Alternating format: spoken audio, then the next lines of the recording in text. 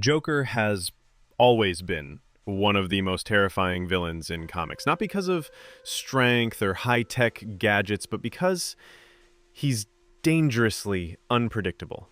He doesn't need a reason, just chaos. Remember how Reverse Flash once went back in time just to torment Barry Allen throughout his entire childhood, before Barry even knew it was happening? Well, Joker's just as twisted, if not more. He once threw all of Gotham into chaos just to find out Batman's birthday. He shot Batgirl and left her paralyzed just to prove a point. He killed Jason Todd, the second Robin, again, to make a point. That phrase alone, to prove a point, is all Joker ever needs to justify horror. And it's not just Batman and his allies. Joker targets ordinary people too. He once cut off a father's finger just because the man forgot his son's birthday. He even lived under a hospital worker's bed for days, silently rearranging things in the apartment to drive her insane, all without her noticing. But that's just Joker on a regular day. One of the most horrifying stories about him, he spent 5 years tormenting one man. It started with a live broadcast. Joker hijacked Gotham's airwaves to announce his next act. On camera, he used Joker gas on a man in a monkey suit, forcing him to laugh until he died. Then he teased that his circus would be paying a visit to every corner of the city. That same day, a reporter named Tommy was arguing with his co-workers. He didn't believe Joker was some mythical monster. To Tommy, Joker was just a man, not a demon, and he wanted to prove it. One night, Tommy followed a lead to an old, broken-down joke shop. Inside, he found Joker alone, giggling to himself. Hiding in the shadows, Tommy watched as Joker's henchmen questioned his new plan, calling it too insane. Without hesitation, Joker responded by spraying acid in one of their faces, just for questioning him. Terrified, Tommy accidentally made a noise. Joker and Harley Quinn found him and dragged him from his hiding place. Desperate, Tommy tried to stall them by psychoanalyzing Joker, saying he was lonely, that he had no real friends, and all the chaos was just to cover up the emptiness inside. Luckily, Batman and Robin arrived just in time to save him. Tommy thought the nightmare was over. He was wrong. 1 year later, Tommy came home to a terrible smell. When he opened the door, he found his roommate's corpse hanging like a grotesque puppet. Joker's voice came through a speaker. He said he'd been thinking a lot about what Tommy said back at the asylum. He admitted Tommy was right. He didn't have any friends, but things had changed. Joker had taken care of all his competition, and now Joker considered Tommy his best friend. From that moment on, the real torment began.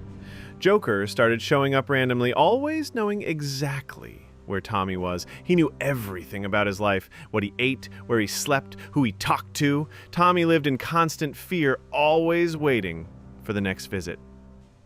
Sometimes Joker would just appear, hug him with a twisted smile, and whisper that he'd see him soon. This psychological torture continued for 5 years. No end, no escape. Just Joker. Always watching, always waiting. Not long after, Batman and the police found Tommy, alive, but completely broken. They told him Joker had been captured and sent back to Arkham. But that comfort didn't last long. Just 6 months later, Joker escaped again. From that moment on, Tommy gave up everything. He moved away, cut all contact with family, changed his name, just to escape the shadow of Joker's madness.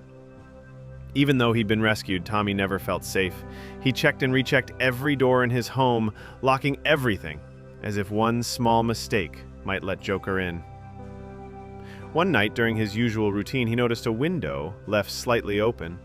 Panicking, Tommy hid in the dark, barely breathing, hoping it was just his imagination. For a moment, it felt like nothing would happen, until he stepped into the living room and saw a message painted in red across the floor.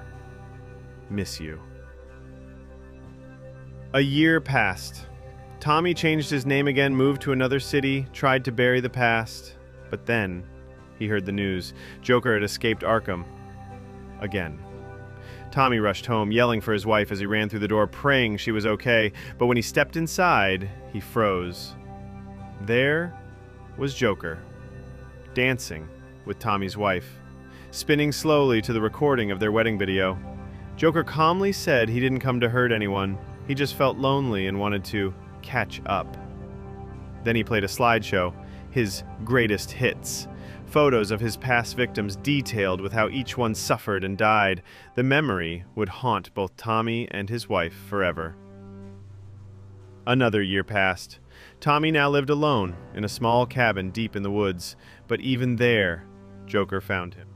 He dragged Tommy into the basement and said this would be their new base. Then he stepped into the light, wearing no face, just bare flesh, and surrounded by hanging strips of other people's skin. Tommy, desperate and broken, found a gun. He pointed at Joker and said he couldn't live like this anymore. He'd either turn himself into Batman or end it all. He pulled the trigger, but the gun sprayed water. Joker laughed, then hit Tommy with knockout gas. When the police arrived, Tommy told them everything, but no one believed him. They thought he was hallucinating. Another trauma victim lost to fear. The legal system once again failed to stop Joker. Years went by. Tommy became a patient at Arkham Asylum. The things he'd seen had left wounds that would never heal. When Joker escaped again, an old friend came to visit Tommy, hoping to get him somewhere safe. But Tommy refused.